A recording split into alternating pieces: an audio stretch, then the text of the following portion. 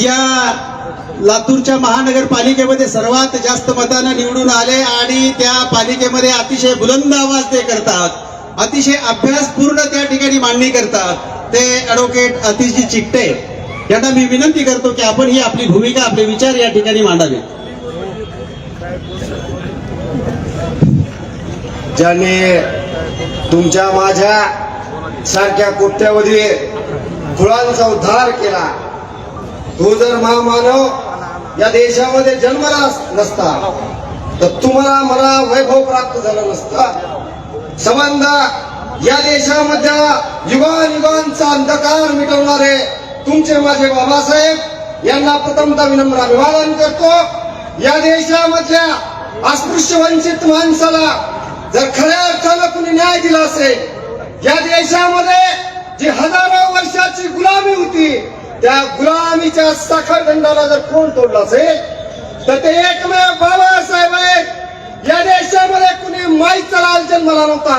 तुमचं माझं हे दुःख वाटायला, म्हणून या आरक्षणाच्या, या उद्भवनीकरणाच्या या लढ्यामध्ये या वादळाचा सामना करण्यासाठी या ठिकाणी राजघराचा संदेश घेऊन बाबासाहेब आंबेडकरांचं रक्त, तुमचा आमचा स्वाभिमान आदरणीय आनंदराज आंबेडकर साहेब या ठिकाणी उपस्थित आहे. बांधवांनो, या निर्णायक अशा लढाईमध्ये आपण जाणता या मोर्चाची सुरुवात ज्या आंबेडकर चौकातून 9 अंतराचा लढा लढला गेला आणि तो लढा या आमच्या पूर्वजांनी लढला. त्या पूर्वजांच्या नंतर हा दुसरा आमचा लढा या महाराष्ट्रामध्ये आनंदराज आंबेडकर साहेब यांच्या नेतृत्वाखाली होतोय. या लढ्यामध्ये आम्ही सैनिक आहोत बाबासाहेबांचे. महाराष्ट्रामध्ये जी चिखलपेक होतीये, अरे बाबासाहेबांनी आम्हाला एवढं दिलंय की बेट्यानं तुमचं जे भाषण चालू आहे ना ते पण आमच्या बापामुळं आहे आणि तुमच्या घरात जे राशन आहे ना ते पण आमच्या बापामुळं आहे.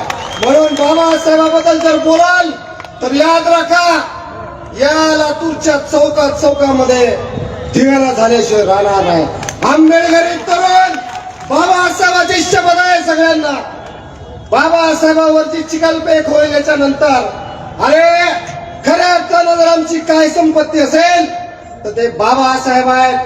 हे आरक्षणाची सध्या आम्हाला गरज नाही, कारण बाबासाहेबांचा विचार एवढा मोठा आहे आमच्यासाठी की बाबासाहेबांनी विचारानं आमचा पाया इतका मजबूत केलाय.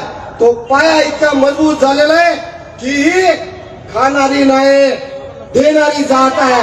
म्हणून बाबासाहेबांच्या या लढ्यामध्ये मी सर्व माझ्या भावंडांना सांगतो, आम्ही कुणा जरी पक्षात असलो तरी आमची निष्ठा ही बाबासाहेब आंबेडकरांच्या निळ्या झेंड्याची आहे. म्हणून त्या येणारा जो लढा आहे, आनंदराज साहेब आपण नेतृत्व करावा, आपण सांगावा. हा अतिशय चिकटे आपण जर सांगितलात तर या लातूर शहरामधून हा झेंडा खांद्यावर घेऊन चलत आपल्या राजघरापर्यंत येईल. म्हणून हा निर्णायक लढा बांधवांनो, खरं रक्त कसं असतं हे आपण बघितलेलं आहे. या ठिकाणी कुणावर टीका टिप्पणी करण्याची गरज नाही.